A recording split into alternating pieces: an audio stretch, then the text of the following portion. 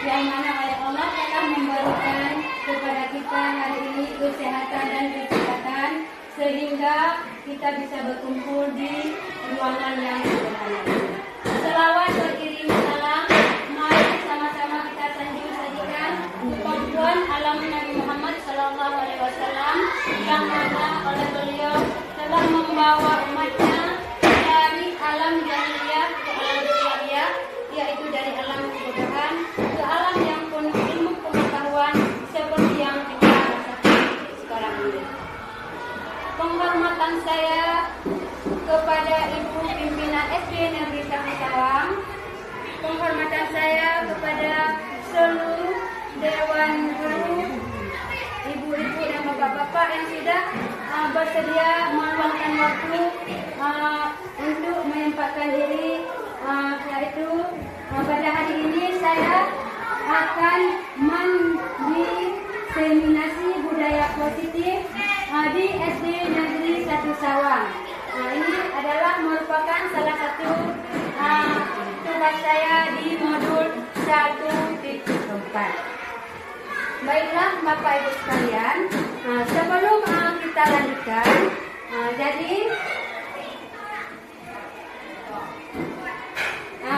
kita akan melakukan stretching ya.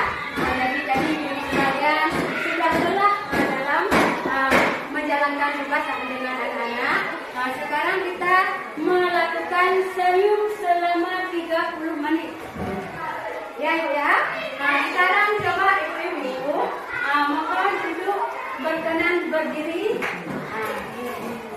Kemudian ibu-ibu menghadap ke teman. Jadi cari teman pasangan ya. Sudah. Sekarang ibu-ibu perhatikan wajah temanku. Lihat mata teman masing-masing di depan. Kemudian ibu lihat tatap matanya. Kemudian bersenyumlah. Senyum. Kemudian bersenyum. Senyum lepas. Sudah ibu. Angkat tangan semuanya.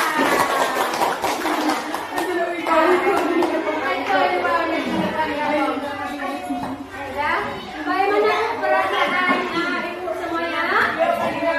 Senang. Nah, ini merupakan salah satu budaya positif, itu aura positif bagi kita ya kan. Kalau kita melakukan sesuatu harus dengan positif ya. Jadi apabila kita melakukan sesuatu dengan senang hati, maka akan terasa ringan pekerjaan itu ya. Nah, sekarang ini ada pertanyaan pemantik. Coba ibu perhatikan. Pertanyaan yang pertama, apakah menurut ibu setuju atau tidak ya? 1. Memberi hukuman dapat mendisiplinkan siswa. Nah, bagaimana ibu-ibu sekalian? Memberikan hukuman dapat mendisiplinkan siswa.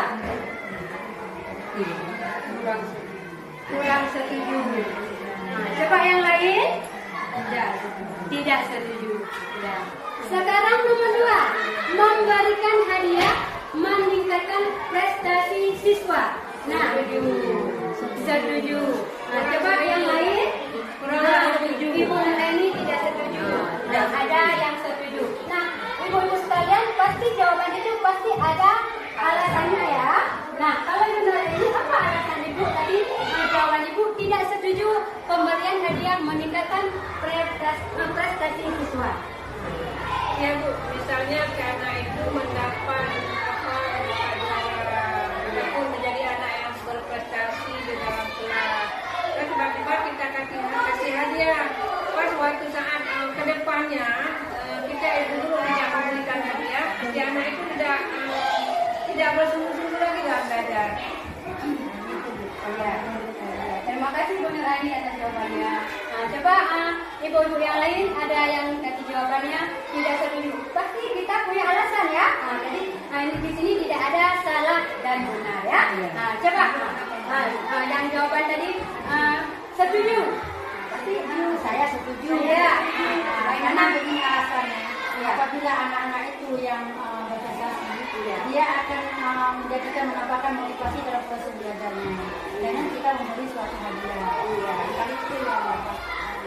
Ya, terima kasih Ibu Nani. Tepuk tangan semua ya.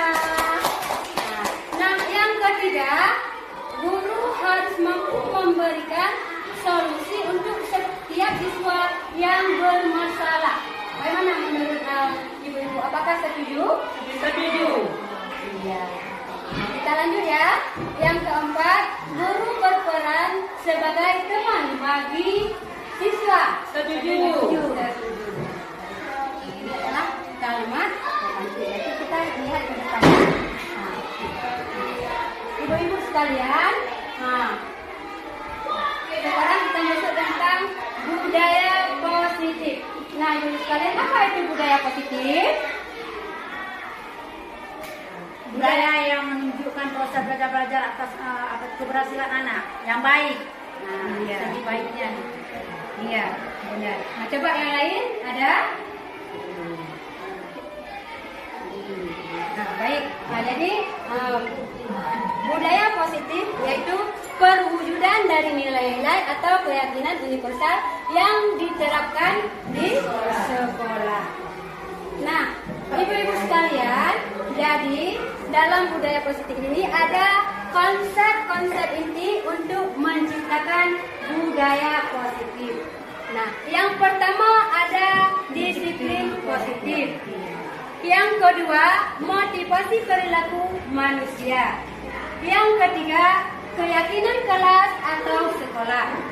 Yang keempat, kebutuhan dasar manusia. Yang kelima, posisi kontrol seorang guru. Dan yang keenam, segitiga restitusi. Nah, ibu-ibu sekalian, ini ada pertanyaan pemantik ya. Nah, jadi cobalah buka. Nah, jadi Anda dan teman Anda akan melakukan kegiatan. Nah, cobalah buka. Anda adalah A. Nah, jadi kita adalah A. Nah, kemudian tugas Anda adalah mengepalkan salah satu tangan Anda. Nah, jadi bayangkan di dalam tangan ibu ada barang atau sesuatu yang sangat berharga. Kemudian ibu pegang, kemudian ibu kepalkan, kemudian ada teman B mau melepaskan, mau mengambil sesuatu yang ibu pegang itu. Nah, bagaimana ibu mempertahankan supaya barang berharga di dalam tangan ibu itu tidak bisa diambil oleh teman ibu. Nah, bagaimana ibu? Ibu mempertahankan barang yang ada di tangan ibu tidak bisa diambil oleh teman ibu. Kita genggam yang kuat. Ya, benar ibu. Dan kita genggam yang kuat. Iya, benar sekali. Tepuk tangannya. Ada lagi? Yang bersama juga ya, kita yang genggam yang kuat supaya kawan tidak tahu apa yang kita genggam. Iya, kita mempertahankan ya supaya tidak bisa diambil oleh teman kita. Iya, ada lagi yang lain? Jadi ibu-ibu sekalian, di sini walaupun kita dirayu ya kan, atau dihati atau dibujuk, dimarahi, kita tetap mempertahankan ya. Begitu juga anak-anak di sekolah ya. Jadi anak-anak di sekolah, jadi posisi intinya di sini apa? Posisi kontrol ada pada diri kita ya.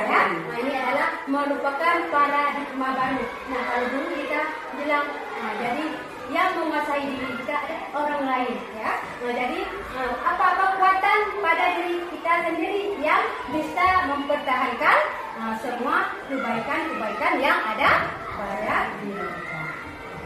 Ibu-ibu sekalian, nah, disiplin positif. Disiplin positif merupakan salah satu cara penerapan disiplin yang bertujuan untuk menumbuhkan kesadaran serta memberdayakan anak untuk melakukan sesuatu tugas, tidak tanpa sogokan, ancaman maupun hukuman. Nah, jadi adalah kita sudah lihat ya, tadi di pemateri inilah yang kita tanamkan kepada anak supaya anak dalam melakukan sesuatu harus ada dari internalnya ya, tidak boleh ada paksaan. Nah, kalau ada paksaan, apakah perasaan dia senang melakukan sesuatu? Tidak ya. Kemudian selanjutnya ibu-ibu sekalian, ini adalah nilai-nilai kebajikan universal ya. Jadi ini ada 6 nilai-nilai yang harus kita tanamkan di sekolah kepada anak-anak kita supaya mereka nanti di masa depan bisa tumbuh percaya diri ya. Nah, yang pertama apa ibu-ibu sekalian? Beriman dan bertakwa kepada Tuhan yang Maha Esa. Iya. Ya, dan berakhlak mulia. Nah, yang kedua, mandiri, kebinekaan global, gotong royong, kreatif. Ini adalah ada 6 dimensi profil pelajar Pancasila. Inilah nilai-nilai yang kita harapkan seluruh anak bangsa Indonesia memiliki ke-6 nilai-nilai kebajikan ini.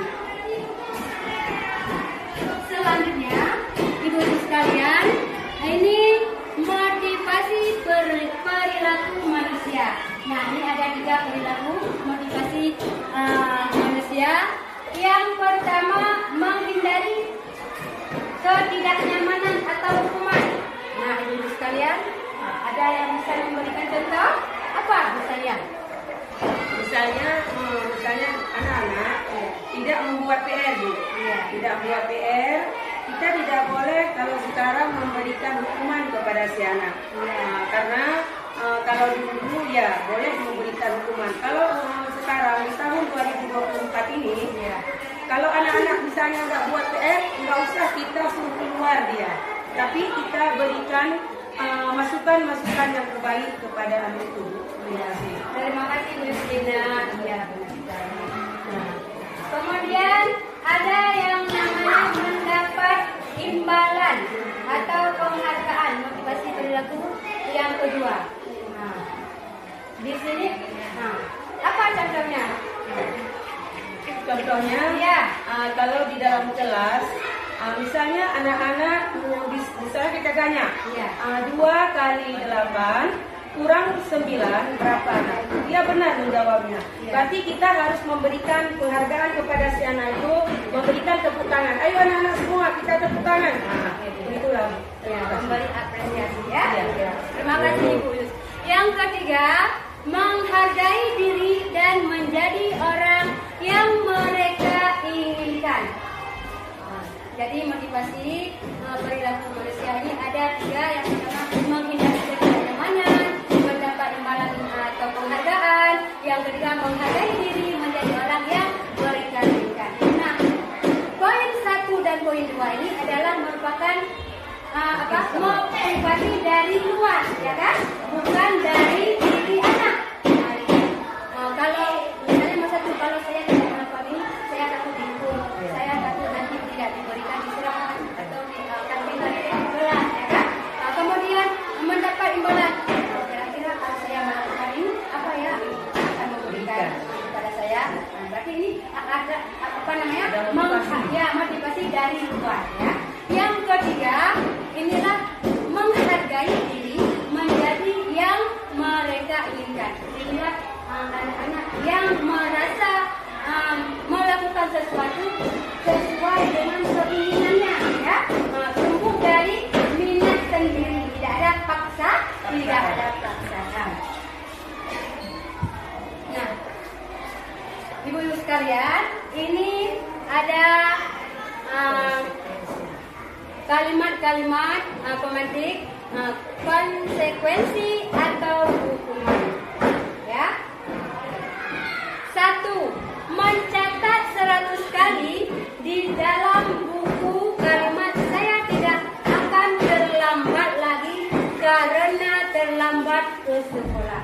Nah, menurut ibu-ibu, kalimat ini apakah konsekuensi atau hukuman? Konsekuensi. Konsekuensi. Ibu yang lain bagaimana? Konsekuensi. Kemudian yang kedua, lari mengelilingi lapangan basket 2 kali karena terlambat hadir ke sekolah. Hukuman.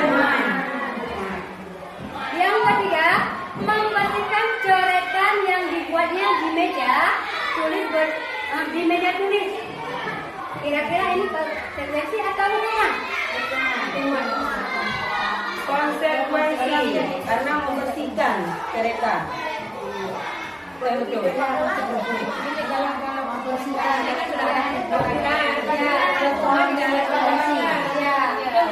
kesepakatan. Apa nanti Berarti poin ini termasuk konsekuensi ya, karena tidak ada kesepakatan ya. Sudah. Kemudian berdiri di depan kelas sambil mengangkat satu kaki karena tidak bisa menjawab pertanyaan. hukuman. Berarti tidak ada titik. Oke, hukuman. Membuat saya hukuman. Kemudian yang selanjutnya membersihkan WC karena merusak pensil teman. Hukuman.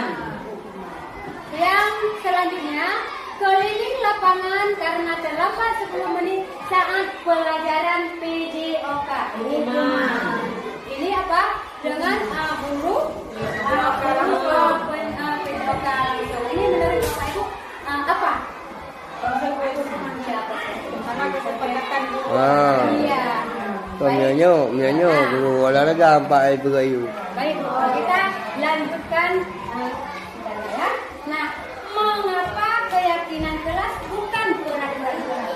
Nah, kalau dulu kita membuat peraturan ya atau aturan kelas. Nah, kalau sekarang keyakinan kelas bukan peraturan kelas. Nah, kira-kira kenapa, Bu? Mengapa bukan peraturan? Mengapa harus keyakinan kelas?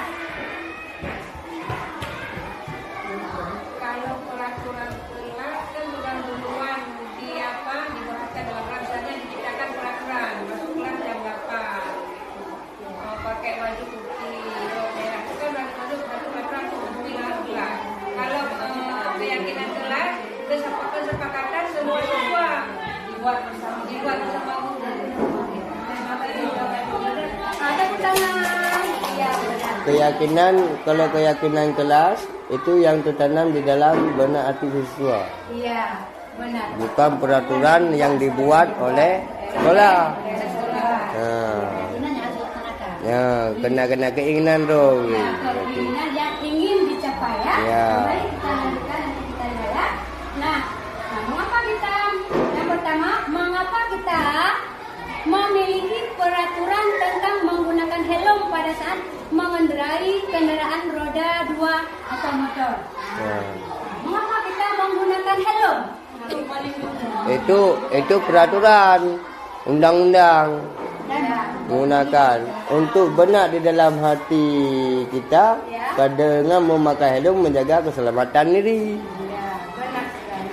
Nah, kemudian nomor 2, mengapa kita memiliki peraturan tentang menggunakan masker dan mencuci tangan setiap saat? Menjaga kesehatan. Untuk menjaga kesehatan. Nah, ibu-ibu sekalian, satu, keyakinan kelas dibuat berdasarkan kesepakatan antara guru dan siswa bersifat universal. Seperti yang sudah dijawab oleh ya. Nah, kemudian peraturan kelas biasanya dibuat oleh guru bersifat satu arah. Anak-anak cuma menjalankan. Ya. Kalau keyakinan kelas kita sepakati bersama, kemudian mereka jalan mengamalkan apa yang sudah mereka sepakati. Nah, jadi sekarang ini langkah-langkah atau prosedur pembentukan keyakinan sekolah atau kelas. Yang pertama kita mempersilakan anak-anak kita ya untuk mencurahkan ide tentang peraturan yang ingin dicapai dalam kelas. Jadi kita tanyakan anak-anak di sekolah kita mau apa? Kan mereka menjawab bersih bu, disiplin. Jadi semua mencurahkan kata-kata. Kemudian selanjutnya mencetak semua masukan. Kita berikan kertas, kita tempelkan di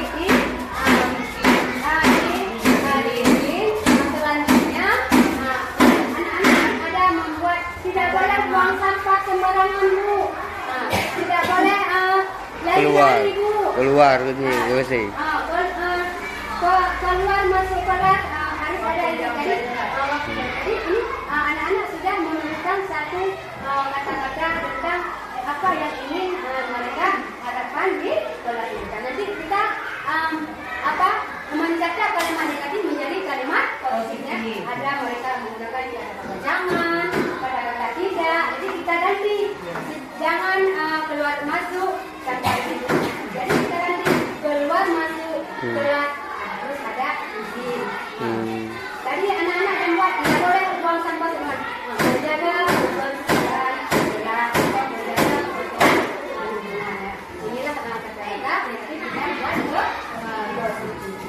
Tidak boleh nampak jangan dan tidak. Iya, benar sekali bu. Tidak boleh nampak kata-kata yang atau tidak. Jadi kalau kata-kata jangan begitu yang anak-anak jalankan, tetapi malah akan melakukan. Jadi Buang sampah ya, buang sampah.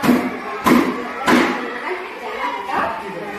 Nah selanjutnya ibu sekalian, kemudian tinjau kembali curahan pendapat yang dikumpul dan susun menjadi keyakinan kelas. Nah, kita lihat jadi dalam kelas kita kan ada anak kadang-kadang kita ada sini sama.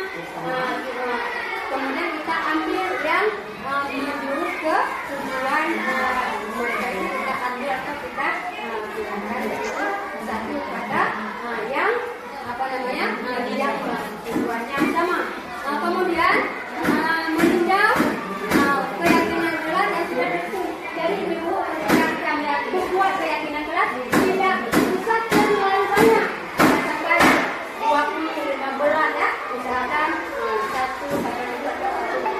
Supaya apa? Mereka mudah mengingat dan menjalankan.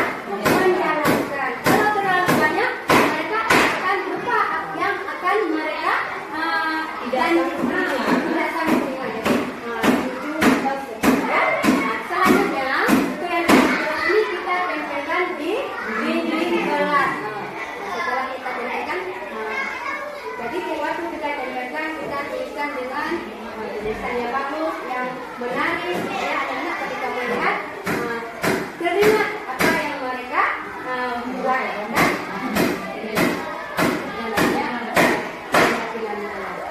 Selanjutnya, ini ada 5 posisi kontrol guru. Yang pertama, posisi kontrol sebagai penghukum.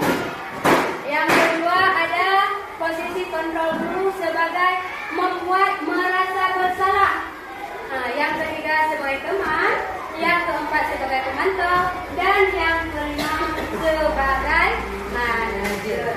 Nah, ibu-ibu sekalian, ada yang tahu bagaimana contoh posisi kontrol guru sebagai penghukum? Ada yang tahu? Memberi hukuman. Apabila ada anak-anak yang salah, Guru tidak menanyakan kepada anak langsung. Kamu tidak mengerjakan keluar, silakan keluar. Begini bu, Ya, kalau penghukum, misalnya anak-anak terlambat ke sekolah, pas kita dalam proses belajar mengajar, dia tutup pintu masuk. Kalau nggak, misalnya tutup pintu pun enggak. Setelah itu dia masuk ke dalam, kita panggil, nak, kemana nak? Kenapa terlambat? Bu, saya ini Yana nanti besok jangan lagi yang mulia. Jadi kita beri dia semangat juga. Jangan kita nanti sini dari aja ini itu janganlah.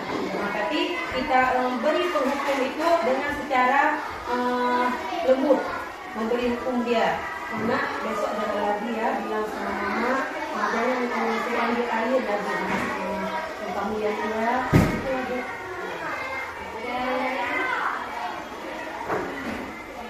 Jadi kalau posisi, terima kasih Bu Yu ada keterangan dari Bu yang sudah dijawab.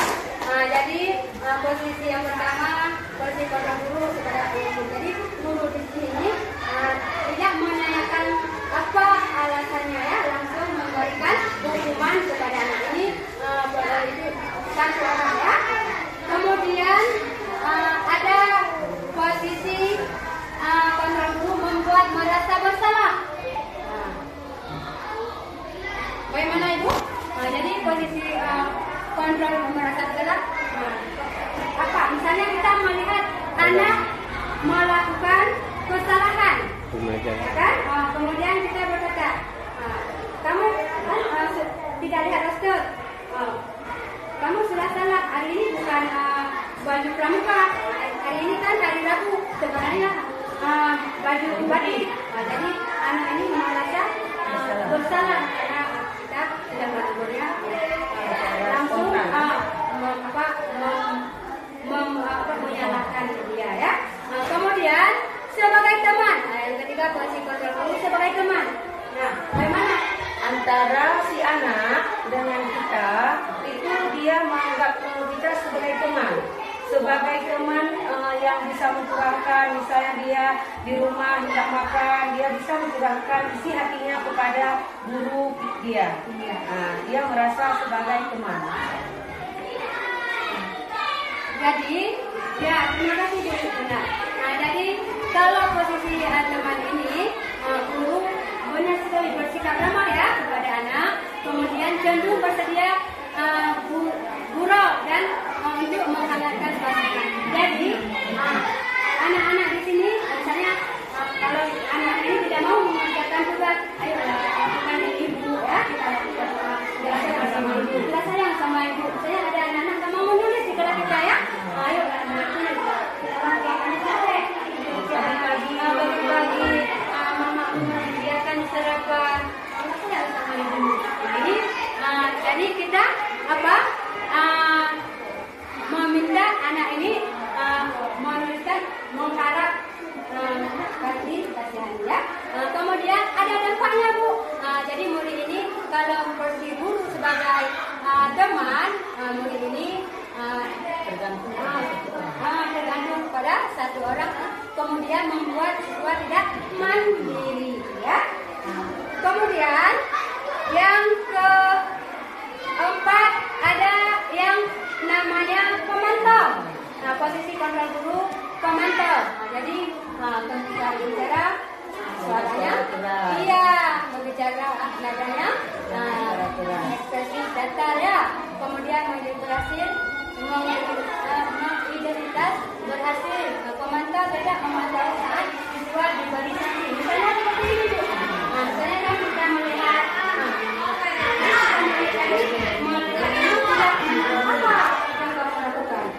misalnya dalam upacara, jadi kita kegiatan upacara,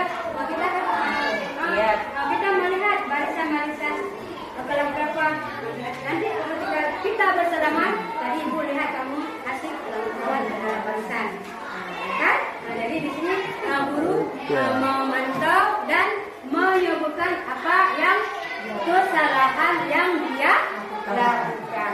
Selanjutnya posisi yang kelima, posisi kontrol guru yang kelima adalah manajer. Manajer ini jadi suara netral ya. Kemudian terciptanya identitas positif antara siswa dengan guru. Kemudian mengajukan pertanyaan bermakna. Kemudian membantu siswa memecahkan masalah. Dampak dari posisi kontrol manajer ini, murid menjadi mandiri, kemudian juga murid bisa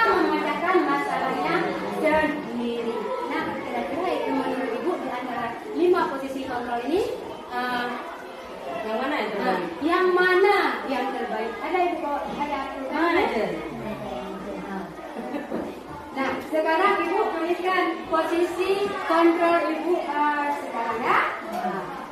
Di antara 5 ini, apa posisi kontrol ibu-ibu sekalian?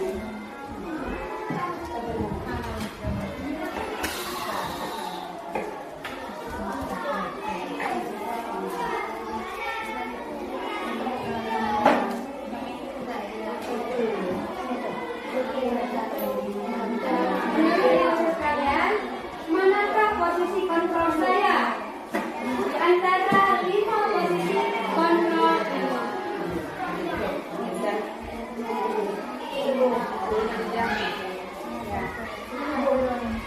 Nah, silakan yang sudah siap, ibu-ibu bangun ke depan untuk menempelkan.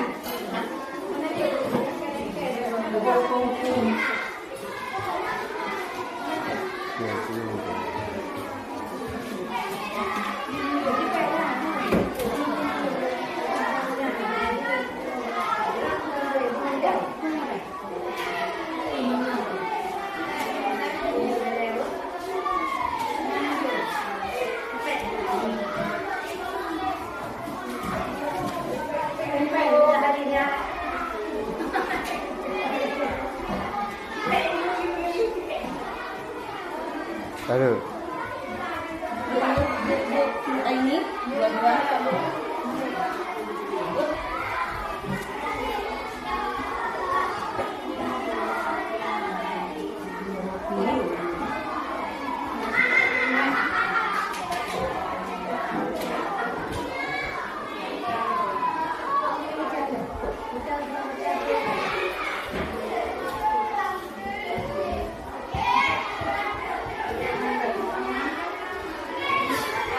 Ibu-ibu sekalian, jadi ini adalah posisi kontrol guru yang sudah ibu-ibu tuliskan. Yang pertama, posisi saya adalah sebagai manajer. Ya. Yang kedua, Memantau. posisi manajer. Yang ketiga, Pemantau. manajer. Yang keempat, manajer. Kemudian ada yang sebagai pemantau. Selanjutnya ada yang manajer dan ini manajer. Alhamdulillah, ibu-ibu sekalian, ibu sudah menuliskan posisi kontrol ibu sekalian. Baik, ibu-ibu sekalian. Jadi yang kita harapkan adalah posisi kita sebagai seorang guru adalah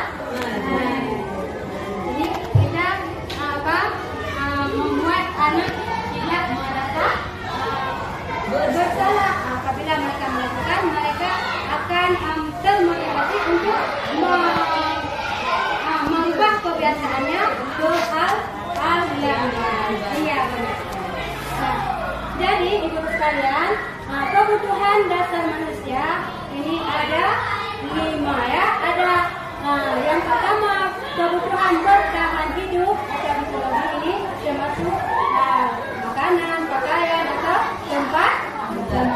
Kemudian kasih sayang dan rasa diterima. Yang ketiga penguasaan, yang keempat kebebasan dan yang kelima kesenangan.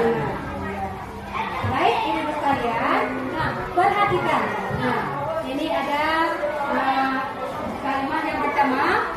Aku senang main kejar-kejaran dengan ibuku. Seru. Nah, kira-kira ini merupakan kebutuhan dasar manusia apa yang terpenuhi pada kalimat yang pertama tadi? Apakah kesenangan? Kesenangan karena kan main kejar-kejaran.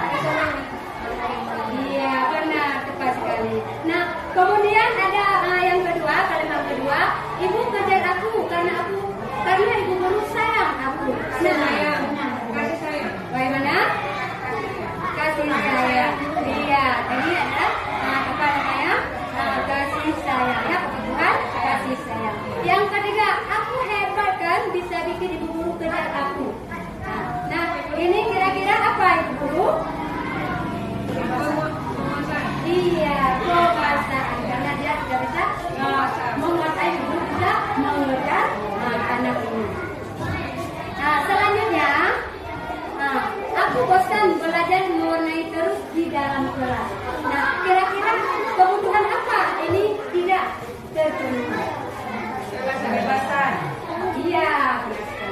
biasa ya. Inilah 5 kebiasaan dengan manusia ya. Nah kemudian kita lanjutkan. Nah selanjutnya yang ada segitiga restitusi. Ibu pernah dengar apa itu segitiga restitusi? Apa itu Bu? Segitiga restitusi itu ada 3. Yang pertama ada validasi kebutuhan.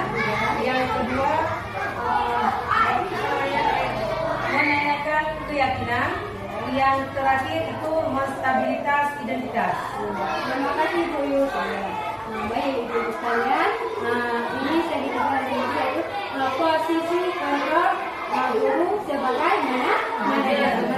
Guru yang posisi kontrolnya manajer akan apabila ada anak yang melakukan kesalahan, guru ini akan melakukan 3 langkah ya. Yang pertama menstabilkan identitas. Misalkan ada anak tidak mengerjakan PR, tiba-tiba ketika kita masuk di kelas dia sedang menulis, kita tanyakan apa yang kamu kerjakan?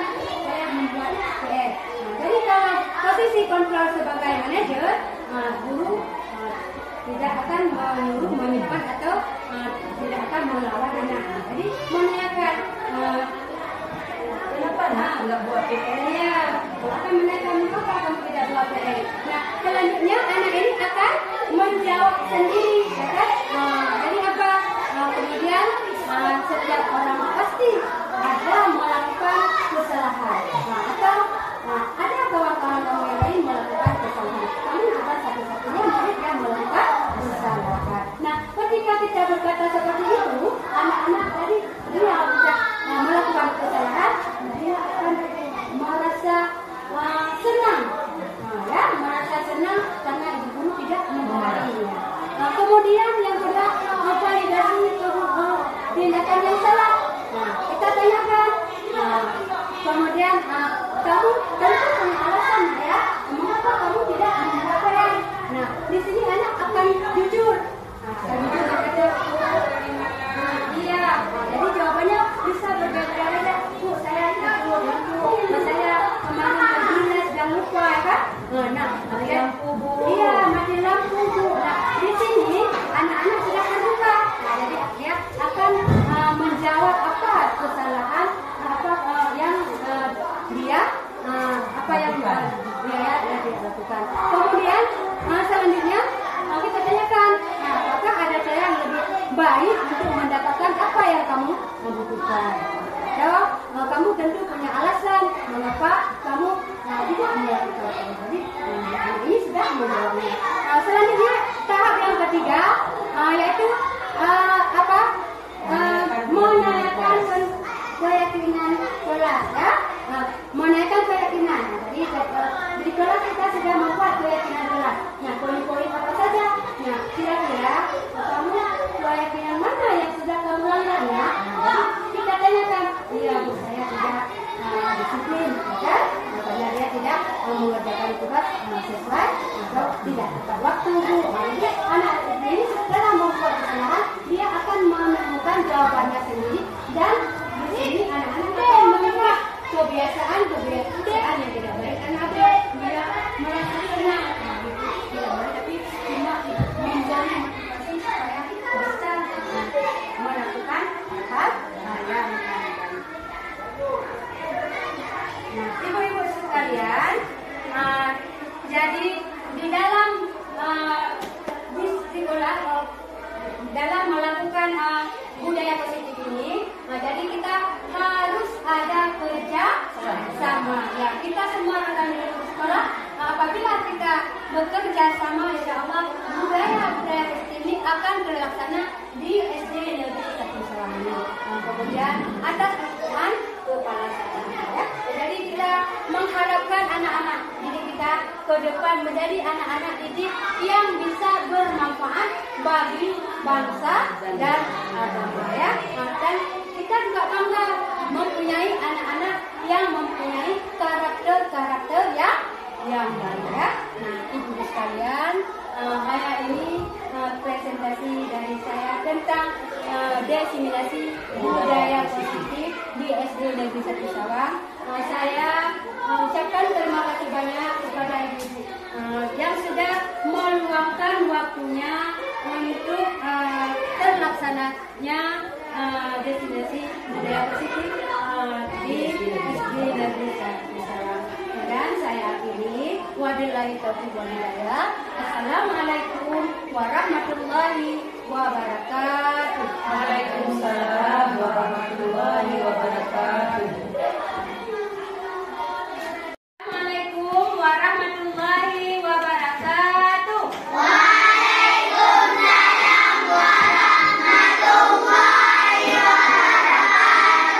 Anak-anak sekalian, hari ini kita jumpa lagi di sekolah. Bagaimana perasaan kalian sampai di sekolah? Baiklah. Nah, sekarang, jadi kita akan membuat keyakinan kelas.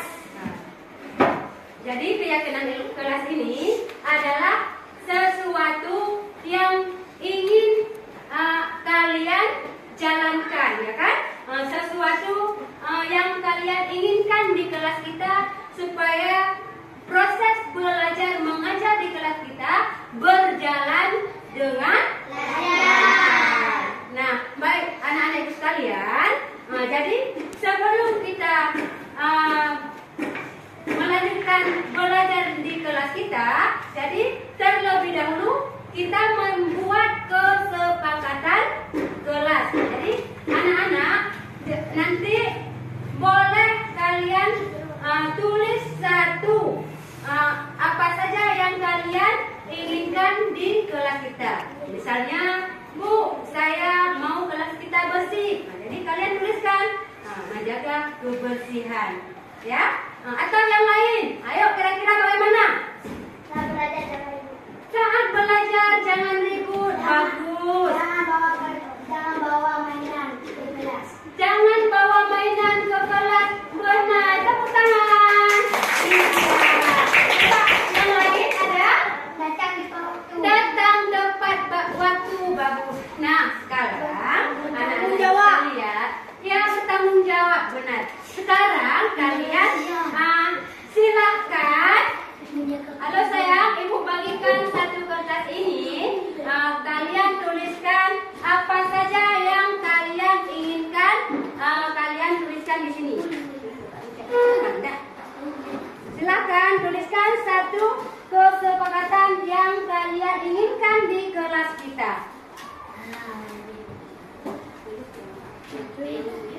Nah, gerak cepat sayang. Satu keyakinan apa yang kalian maukan di kelas kita.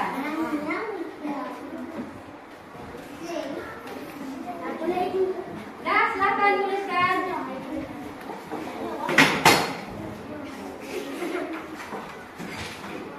Nah, silakan anak-anak ibu yang sedang membagikan tuliskan.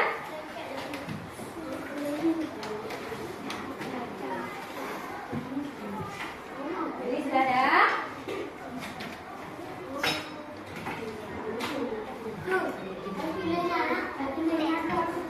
Enggak usah. Tidak usah tulis. Silakan.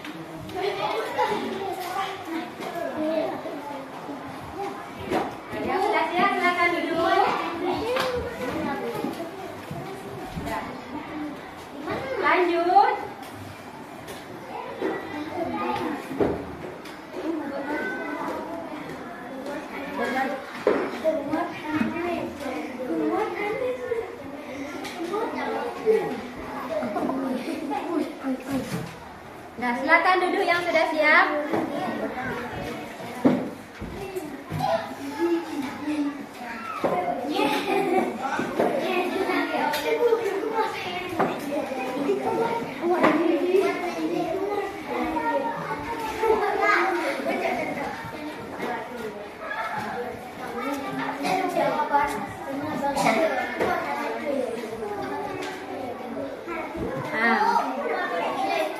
Baik, anak-anak ibu sekalian,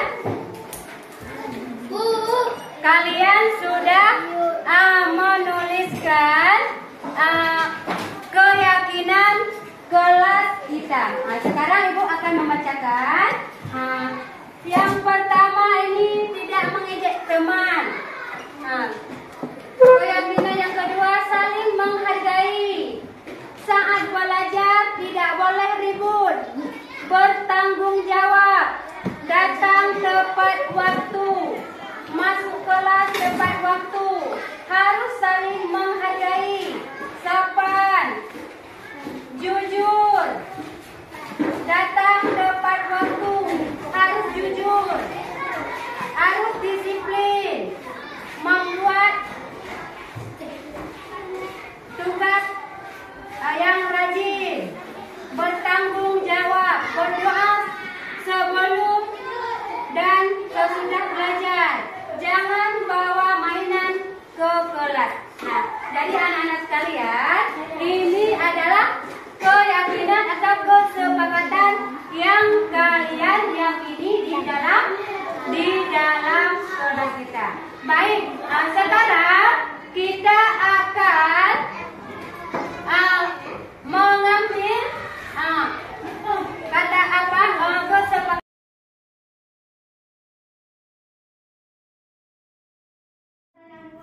Assalamualaikum warahmatullahi wabarakatuh. Perkenalkanlah, nama saya Ibu Nuraini SPD. Saya merupakan salah satu teman sejawat Ibu Nur Khadijah SPD, calon CGP Angkatan 11. Dalam kegiatan ini, saya sangat tertarik untuk menerapkan budaya positif di sekolah kita.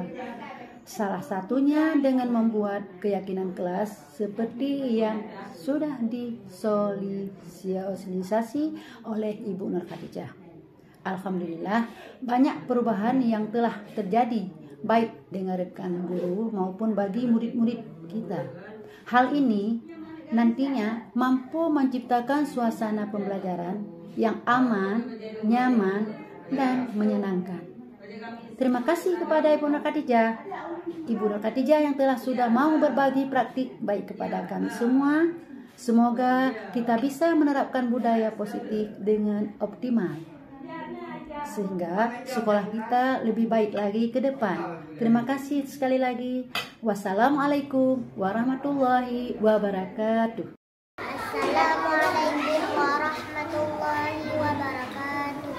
Nama saya Najwa. Saya murid kelas 4. Saya sangat senang membuat kesepakatan kelas bersama ibu. Terima kasih. Wassalamualaikum warahmatullahi wabarakatuh. Bangun dan bukalah matamu saat